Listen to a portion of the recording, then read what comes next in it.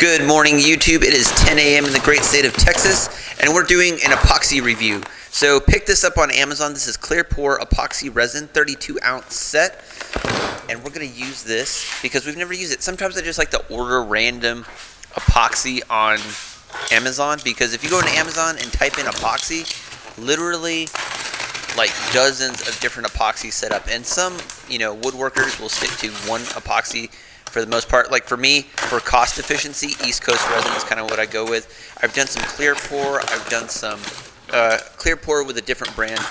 I've done crystal. I've done not crystal meth, but like crystal epoxy. Anyway, they all come in like different shapes, sizes, various forms, and brands. So pick this one up because I thought the packaging was cool when I saw this. So this is like a little 32-ounce set, and comes with all these cool little things. You open it up. I am assuming this is for like smaller projects, obviously, due to it only being 32 ounces. Comes with a little resin cup and everything like this. This is probably for like making little chains or trinkets or something like that. But I was going to do a small little bowl project with it and just kind of see how it goes. Just wanted to, get a feel for, what kind of epoxy this is and how it drives on the lathe, things like that. So once we got this all kind of unraveled, we're going to, get it mixed up, put it in the pressure pot, and then we're going to go ahead and make something. I actually kept this little part. This is actually a cool little thing. I assume this is like for like tabletop more than anything else. It comes with like a booklet of instructions, but if you've watched my channel for any amount of time, you know that I do not read instructions to anything. I just kind of wing it. The reason why I like this particular epoxy more and why I picked this one up, because it's a 1-to-1 ratio epoxy. You don't have to do like 1-to-3 or 1-to-4 or add so many drops to the resin.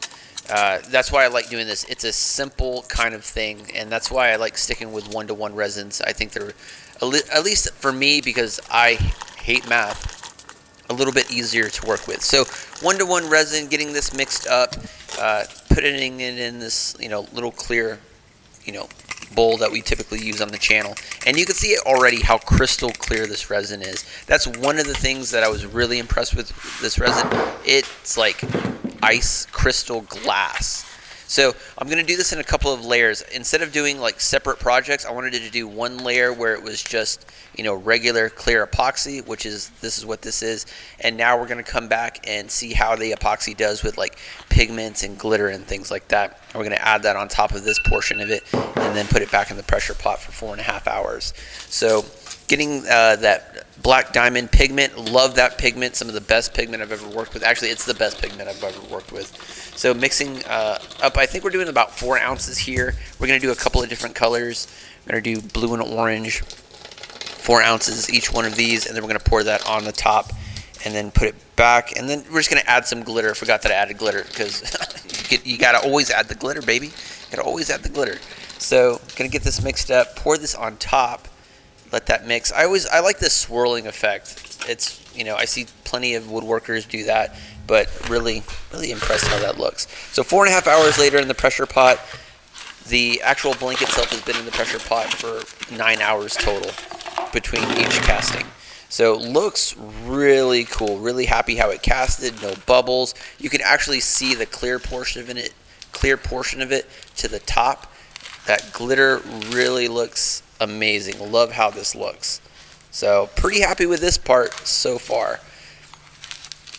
So like with all our other projects, we're going to get a blank attached to it, get the faceplate on, and then we're going to start working it down into a bowl and see how it drives on the actual lathe itself. But beautiful colors. Absolutely love that. The epoxy did really well. So here we go. Don't be stingy with your wood glue or your hot glue. Make sure you get plenty of that on there. Get that done. I did this project like back in October. I'm doing the commentary in November. Today's actually Thanksgiving when I'm doing this commentary. It's like early in the morning, so gonna get some work done so I can eat some turkey. So getting the sides glued up real well here, just like we do with all our other projects in the videos. Get that on. Very good. Gonna take the faceplate, and I need to charge my drill, by the way. Yeah, because I had a little bit of difficulty on this part of it. But that doesn't have anything to do with the epoxy. This is an epoxy review, obviously. So get that screwed down really nice and tight. And then had some cracking. Obviously, this pine board you pick up at Lowe's is, you know, not the best quality, so you're going to get some cracking. So I'm going to go ahead and throw this onto the lathe here. Boom, spinning up real good. Looks amazing. And now we're going to start working the material off. So this, it's set up for about 48 hours before I started to turn it. Obviously, I said that I had it in the pressure pot between both castings for 9 hours total. And let the epoxy set up for 48 hours and, you know, made sure that it was, you know, nice and hardened before we worked it on the lathe. But ribbons, absolutely beautiful, sharp chisels, just cut through this stuff like butter. And one of the weird things about this epoxy, I had my respirator on, but there was like a sweet kind of smell in the epoxy that I could kind of like, you can kind of taste it and smell it in the air, which was like, I've never had that with any other epoxy, which was kind of weird. So if you do happen to pick up this particular brand of epoxy, it's gonna smell a little not funky. Funky is not the right word. It's like sweet. So went ahead, got everything shaved down, got a nice cylindrical shape, popped off the waste block, and now we're just gonna flip it over onto the chuck, and now we're gonna start our actual gouging portion of it. But the ribbons were really smooth. This epoxy drives really, really well. Really good on the chisels.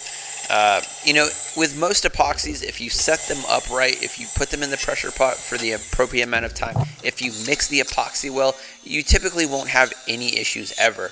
But this one set up, you know, it was almost perfect. Stirred it really well, each set in each batch that we did, and it just cut through all of this epoxy really, really smooth.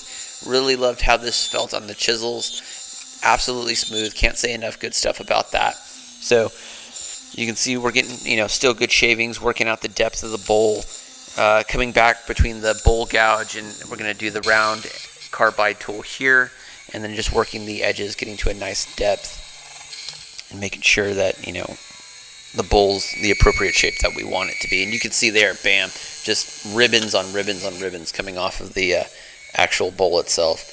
So this part went really, really smooth, and then we're going to get to my favorite part, which if you've watched my channel for any amount of time, you know it's sanding. So, you know, just working the edges of the bowl, working the lip, you can see the differential between the crystal clear and then the top portion where all the color and the glitter was. So it looks really good, just getting a feel for it. Feels really smooth.